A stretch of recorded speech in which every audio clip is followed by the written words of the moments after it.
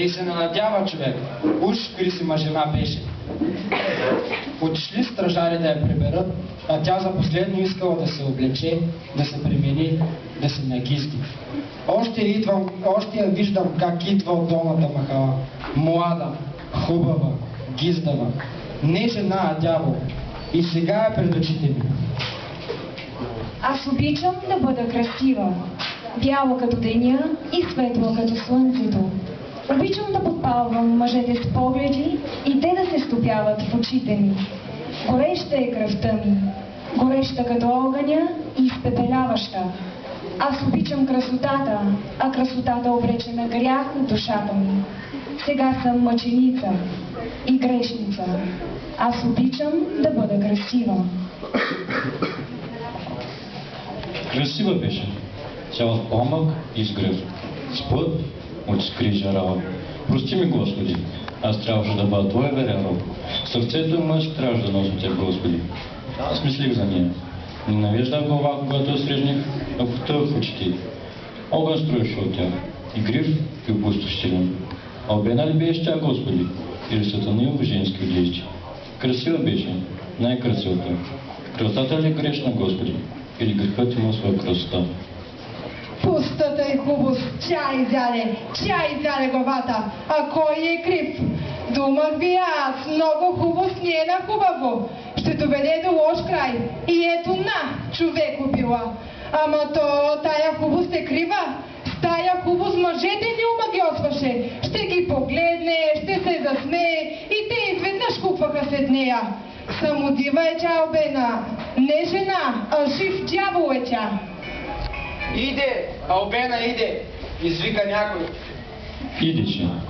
Вървеше бавно, помислено. Който сега виждам, бяла разплакана. Очите не тежират влага, разписаха до дъно сърцата.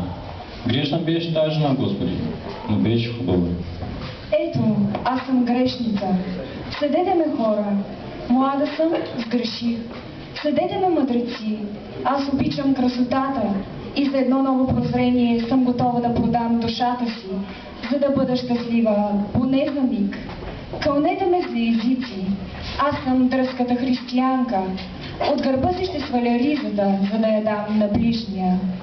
Ето, аз съм грешница. Прощавайте.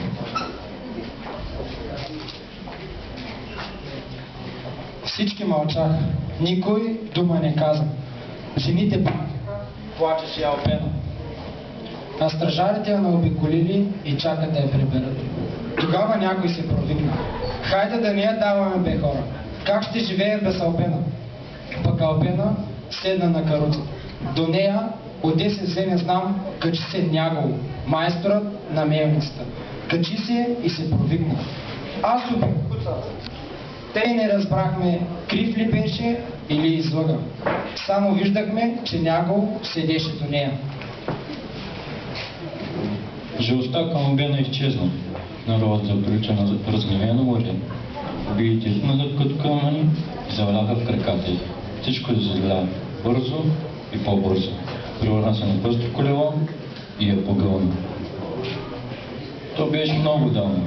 Сега се питам, не ява ли се случи или не съм познат Албена? Миналото. Оттеглил съм го на везните на сърцето си. Всъщност няма минало, няма утре. Всичко е днес. Мене.